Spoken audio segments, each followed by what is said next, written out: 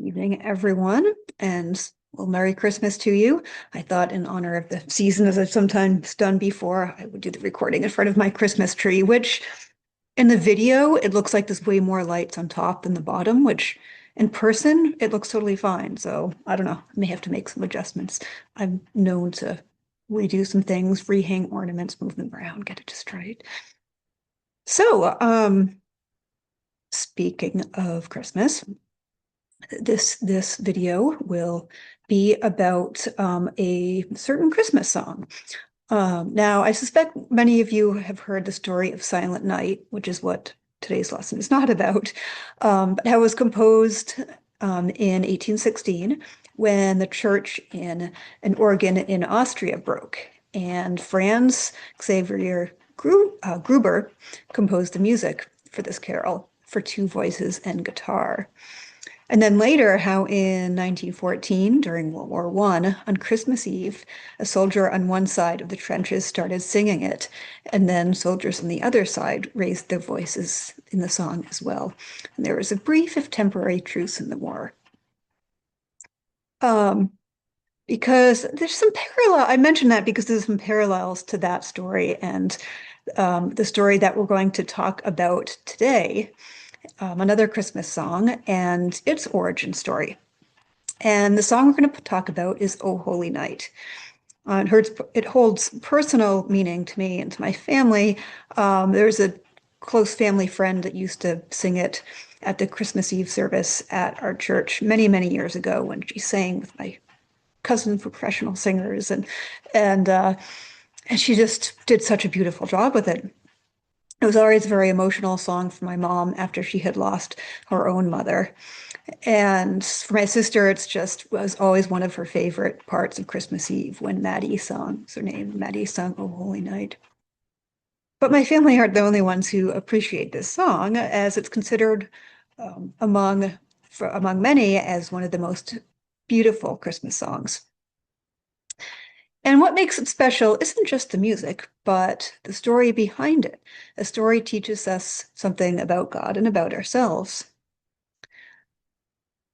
Before this hymn was sung in candlelit churches and on snowy streets, O Holy Night was simply a poem. It started as a poem written by a man who did not consider himself particularly religious, and it was set to music by another who did not have share a Christian faith. So almost 200 years ago, a small church in France wanted something special for Christmas. So they asked a local man in the village who was a secular poet named Placide Cappeau to write a poem for the midnight mass. But the unusual thing about this is that Cappeau wasn't religious, as I mentioned, and he wasn't a believer in any way. But he agreed to write the poem all the same, perhaps out of respect or just a desire to share his poetry in whatever form. And the man who composed the music was Adolphe Adam, and he wasn't Christian either. He was gifted and admired and talented, but he was a Jewish musician. So at the time, it was a little odd that the church asked him to compose the music. But he agreed to set Cappeau's poem to music for this Christian church regardless. And he gave the poem a melody that's so haunting and so beautiful that it still kind of clutches at our hearts today. Now, both the poet and the composer were both very talented, but because they didn't have any association with the Christian church, maybe not the people that you would have thought would have wrote this at the time, but they did. And so even from that, what can we learn from that? And what we can learn is that those who we might overlook and those to whom we can help, um, those there are people that we might overlook that could, in fact, help us speak and help us give us a voice, even when we may not realize it and not even really see them. And there are people that can help us do that that may not be who they expect we are. We can sow truth through the hands we never imagined would plant it, as Adam and Cappeau did with their song. So the carol spread across France, and then it spread across Europe. And there's a story about it that's very reminiscent of the story about Silent Night, which is I wanted to remind you or tell you about that story if you hadn't heard it before. But this song predates, and the story predates Silent Night by about 50 years. So it was on a Christmas Eve during the Franco-Prussian War, which is in 1870, so quite a while ago, that a French soldier stood up and began singing. Oh, holy night, the stars are brightly shining. And for a moment, weapons lowered, the battlefield grew quiet, and people listened. And then other voices joined in. And for a few moments, at least, a fragile peace hovered over the battlefield. So it was just this one song, born in a small town, written by unexpected people, that was powerful enough to make enemies stop fighting, if only for a moment. And even in moments of destruction and despair and heartbreak, love and peace can sometimes break through, soften the heart. So let's consider some of the words in the song written by Cappeau. For instance, fall on your knees. And as much as anything, this is about being amazed. I should have had the context for that. I'm looking and I don't have that in front of me where that is in the song. But I'm gonna include all the lyrics to the song and I'll put it in the description on the YouTube page and I'll put it in the comments on the Facebook page so you can look over the full lyrics more. So this phrase, fall on your knees in the song. Think about when you see all the stars in a clear night and just can't even imagine the awe that you feel. You just can't even imagine this unending universe. Or maybe watching a newborn baby sleeping. Or maybe floating in the ocean and just feeling all the vastness around you. Or for me, like cresting a mountain ridge and suddenly seeing an amazing landscape of creation before me that just makes my heart jump into my throat. It's these kind of moments when you feel amazed that your heart here is full and you just want to thank God and to fall on your knees, not in shame, not in fear, but in awe and in gratitude. Or as said in the lyrics written by Cappeau, a thrill of hope, a weary world rejoices, for yonder breaks a new and glorious morn.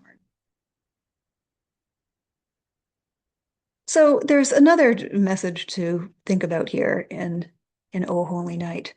Um, and that is you are loved, you are valued, and you are worth coming for. So the night Christ was born, that holy night, that divine night, it wasn't holy because everything was peaceful, everything was calm. It was because that wasn't the way it was. It was holy because God entered the chaos that was there existing with peace and brought peace. And it's in spite of darkness and divisiveness that peace was still found and brought about amidst the discord. So, as I said, I'll share the full lyrics in the YouTube description and Facebook comments as well. And I do encourage you to read all of them all the way through, which I admit, being a musician and like a instrumentalist, I've always just, I don't really hear words much. And like when I'm picking out the songs for the hymns for our Sunday worship, I try to pay attention to the words too, but I've always just gravitated towards the melodies. So same thing with the Holy Night. I'd never really paid that much close attention to these beautiful words that Cappeau wrote. And in particular, I just loved um, a thrill of hope, a weary world rejoices, for yonder breaks a new and glorious morn. And he refers that there's, it's that falling on your knees, it's that awe, but he also refers to kind of the peace breaking through the darkness and a thrill of hope, a weary world rejoices. Um, so there's lots in these lyrics that is in this poem that is wonderful and is worth pondering on. So also consider the first half of verse 3. It goes, truly he taught us to love one another. His law is love, his gospel is peace. Chains shall God break, for the slave is our brother, and in God's name all oppression shall cease. I'll read it again. Truly he taught us to love one another. His law is love, and gospel is peace. Chains shall break. Oh, chains shall God break, for the slave is our brother, and in God's name all oppression shall cease. I never noted those words were in there before, but that's wonderful. So again, I will share all the full lyrics with you, so you can look at them more closely, and I will also post a link to someone singing it, maybe Josh Groban's version. He does a good job with it, so that you can also enjoy the music as well. So to conclude, in this season of darkness, but also a season of hope and peace and joy and love, may your soul feel its worth, reminiscent of that oh holy night, that divine night long ago.